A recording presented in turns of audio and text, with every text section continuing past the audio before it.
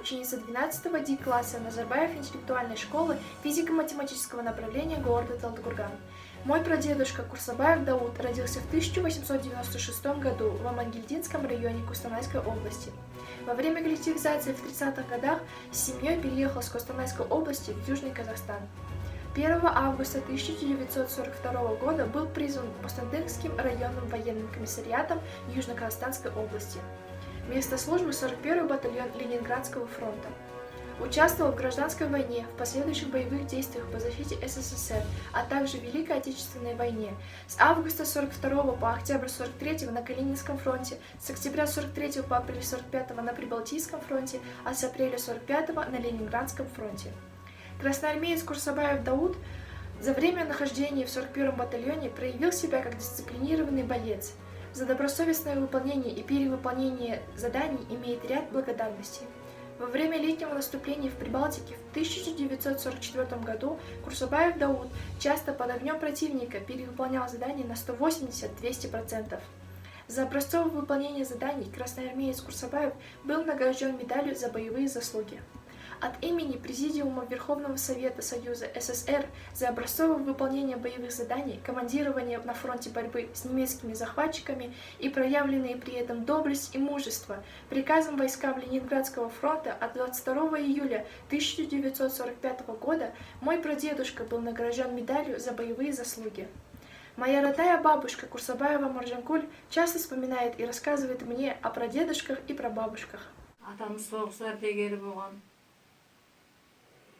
40-шы жылы соғысқа кеткенде шалым туылған екен.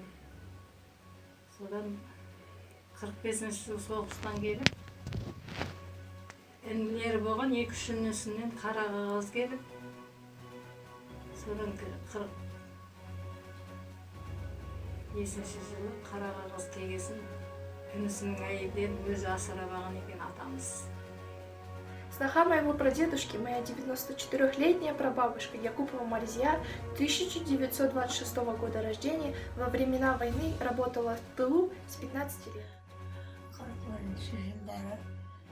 Южный Казахстанда туғанмын уақытында.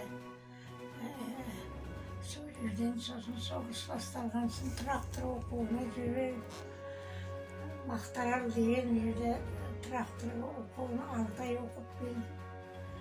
Одан кейін тракторға помощник болып шықтым.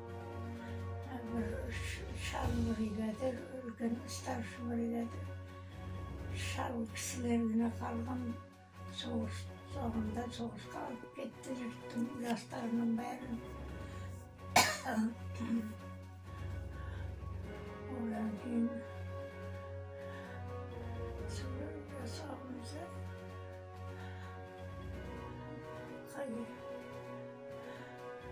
Остандевский район, еңбек колхозы деген жерде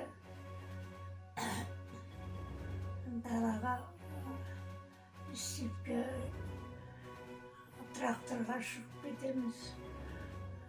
Жазымен жер кетеді, трактор айдап бидай болып, бидай себіп жерге 2-3 колхозға, еңбек колхозы,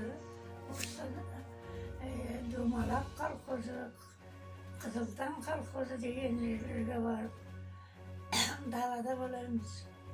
Киім де жоқ, тамақ та шамалы. Сөйтіп жүрдік, 45-ші жылдар таяғанда, 44-ші жылдары бір шалға тидім, бір өзімнен үлкен адамға. Оның Дәуіт деген інісі бар тұғын. Дағы 2 інісінің аттарында ұмытып қалдым ғой, кім еді қоя. Солар соғысқа алып кетті. Соғыста болдық. Жаңағылар.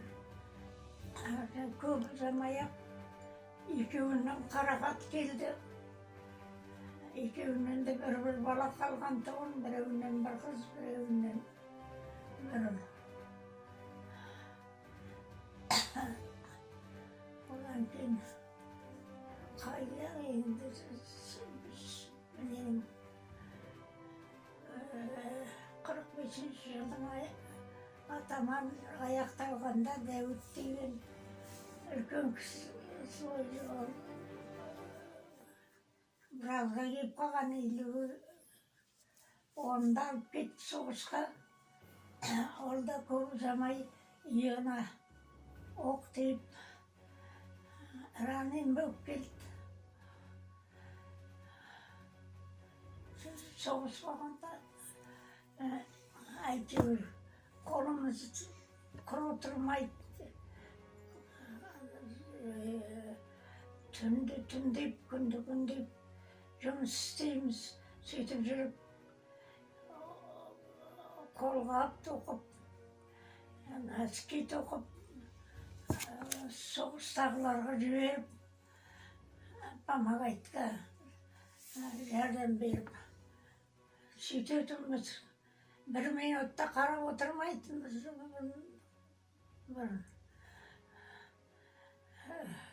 Тамақты істеп жүріп, тамақты ішіп жүріп, қолымыздан тоқитын түспейтін. Әкемнің өнелері үшінісі кетті, үшеуі оралған жоқ оларда. Қарағат келді. Оралған жоқ, қарағат келді бәрінен де. А также родная сестра моей прабабушки Якупова Амина Гатиатовна 1924 года рождения в октябре 1941 года в возрасте 17 лет была отправлена на строительство оборонительных сооружений города Ленинград и была блокадницей.